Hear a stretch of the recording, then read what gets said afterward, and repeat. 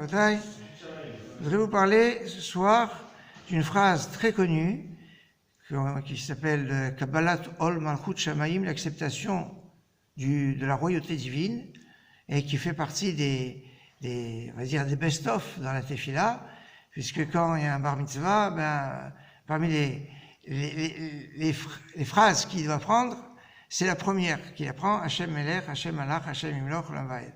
Cette phrase qui n'existe nulle part dans cette formulation. C'est-à-dire, Hashem Melech, ça vient d'un verset, Hashem Malach d'un autre verset, Hashem Imloch, Olam Vaed d'un troisième verset. Donc ça a été rassemblé ensemble, parce qu'on dit que les Malachim le disent. Mais il y a un problème. Il y a une chronologie qui n'est pas respectée. On aurait dû avoir Hashem Malach, Dieu a régné, Hashem Melech, Dieu règne, Hashem Yimloch, Dieu régnera.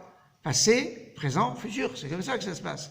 Hashem Melech, présent, après Hashem Malach, passé, Hashem Yimloch.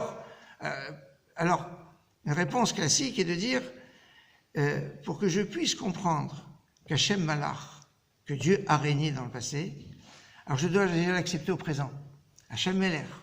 Si j'ai une compréhension, une conscience de Hashem Melech, Dieu est le roi, alors quand je vais lire l'histoire, je vais pouvoir la lire Hashem Malach, Dieu a régné. Et si j'ai compris que Hashem Melech, Hashem Malach, alors nécessairement Hashem Yimloch, Léolam Vaed, pas Yimloch seulement, il régnera pour toujours. Alors ça c'est une première lecture possible qui nous fait rentrer dans l'histoire à travers le présent. Maintenant, certains vont dire, bon, il n'y a pas d'ordre. D'ailleurs, regardez, le nom de Dieu, c'est le verbe être, au passé, présent et futur. Comme on dit au présent, hové. He, vav, he. Hové, c'est le présent. Le passé, c'est haya. He, yud, he. Et le futur, yi, ye. Il sera yi, ye. Alors, quand ça commence avec le yud, ça c'est la démonstration qu'on parle du futur. Et le nom de Dieu commence yud, ke, vav, ke. Il commence avec le futur. Après on a le he. Le he, qui est la première lettre du haya ou du hové. Mais on va le garder sur comme dans haya et yé, on a deux, donc ça va être plus la marque du passé.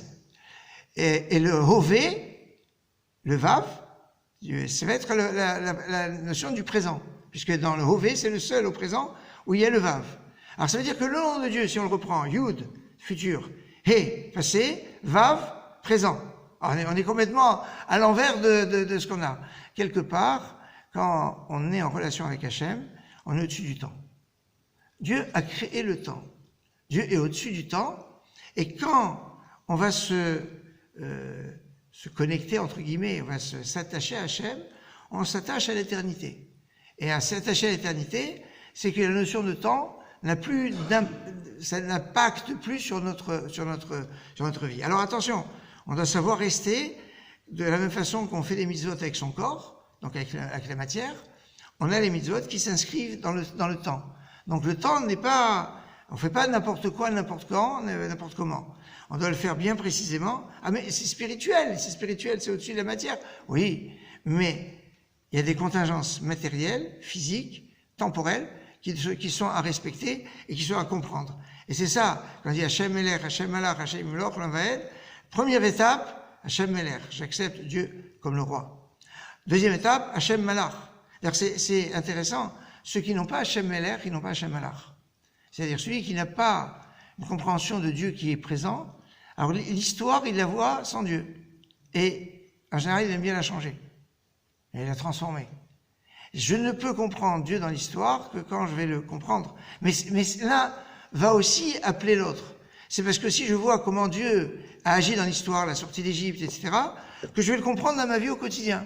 Donc l'un appelle l'autre et l'autre répond à l'un. Et si j'ai l'un et l'autre, Hashem Yimloch Olam Vaed, Dieu régnera pour toujours, pour les temps messianiques. Amen. Excellente soirée.